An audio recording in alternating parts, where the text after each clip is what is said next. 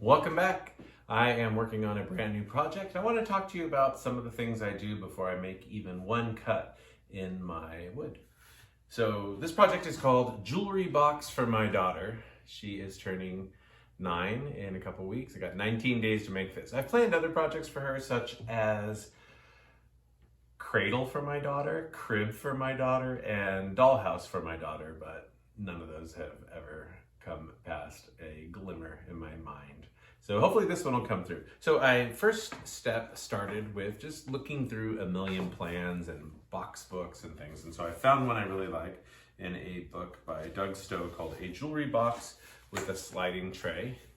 So that was my first step. I picked the project. And then my second step was I do a lot of my own drawings in a notebook. And so I went through the entire plan and I redrew everything in my own notebook. And then finally, I've gone through my wood collection to look for some project pieces. So I've decided to make it out of mainly mahogany and then a cherry panel that I also have. So I'll go through some of these steps with you as I look at the plans and all the things that I need to do before I even make a single cut. This is mostly the way that I work, although sometimes I just get crazy and start cutting and nail gunning. But this is the way I do it for projects where I really want it to turn out nice and I have limited amounts of lumber to mess up. So here's the plan that I have picked for this jewelry box. It's called A Jewelry Box with a Sliding Tray, and it is from a book called Basic Box Making by Douglas Stowe. It's a really great book full of beautiful boxes. So step one, pick the box.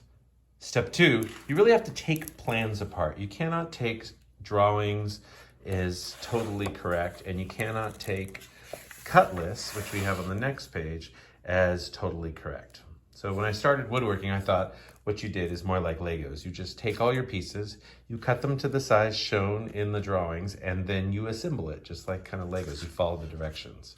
And I have learned that that is not the way to go. So how I approach a project is to draw out key portions of it and write the dimensions on it. So what I've done is I went through the actual cut list and looked at the drawings that the book gave me, and I redrew the box. So here's the basic box. It's 11.5 by 9.5 with mitered corners. So it needs to at least be 11.5 by 9.5, the pieces of wood that I'm going to use for it. And then this is the plan for the lid turned this way. It's the same dimensions, but it's made out of a mitered frame with a plywood panel in the middle. And then on the plywood panel, you glue a more decorative panel. I also drew out my plan for where the grooves go to hold the bottom of the box and this little divider that the tray will slide on. So I kind of like to figure those out because they had some confusing words in the book. It said, set your table saw blade for 1/4 inch from the outside to the outside of the blade, which I thought was a very confusing direction. So I figured out where that was. And then I also did a little drawing to plan the shape of where I'm going to put miter keys on the edge. So drawing first and getting all of the parts set out is almost like building it in my mind. You can use SketchUp for this. I sometimes do that, but something simple like this, I just draw it on graph paper. Well, why bother drawing out the project when they have the project drawn out with dimensions and all the parts exploded? I'll tell you why. So here is the sides of the box. It says 9.5 by 3. And here's the other side, which is exactly the same height. And it says height of 3 5/8 inches. So 3 inches over here, 3 5/8 inches over here. So one of these I knew right away was completely wrong. So I take the drawing and then I take the cut list from the next page and I create my own cut list. So the way they organized it is not how I would organize it. So I've written out the parts for the box, the name of the part, the number of parts needed, the thickness I should say, the width and the length. And I've done that for all of my parts. Here's the box, here's the lid, here's the tray, and then here's the divider pieces for the bottom. And those had some discrepancies as well between the directions and the drawings. Finally, I make my own planner procedures. So I wrote out my list of how I'm gonna build this. I'm gonna cut the box sides, I'm gonna cut the lid parts, I'll cut grooves, and they mostly follow the directions in the box, but I don't need it to the detail of 10 pages like they have in the box. I just need a basic idea. So my final step before I even do any cutting is to mark out where I want my pieces to go on some lumber. And this is the piece that I picked for my lid. I'm gonna be building out of mahogany scraps that I have left over from many projects that I've done and some cutoffs that my friends have given me. Looking at this piece of lumber, this one being about the right length, if it doesn't quite work out, I will make the box a little bit shorter in length. But there's not enough wood here to resaw. This is about 1 1/8 inches, and I need 5/8. So I'm gonna waste a bit of it, but it's just scrap that I've had around. I picked these pieces and then I planed off a little bit with the plane so I could take a look at the figure of the wood, and I will put a little bit of water on it just to see. It doesn't change that much, but it looks like a nice piece of mahogany. And I will plan that this is going to be the lid, because the lid only needs about 1.5 inches wide.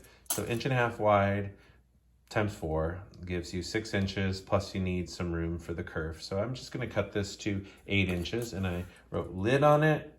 And then over here, I plan that these will be some of the interior dividers. The actual box is going to be made out of this piece of lumber, which is again about 12 inches in length.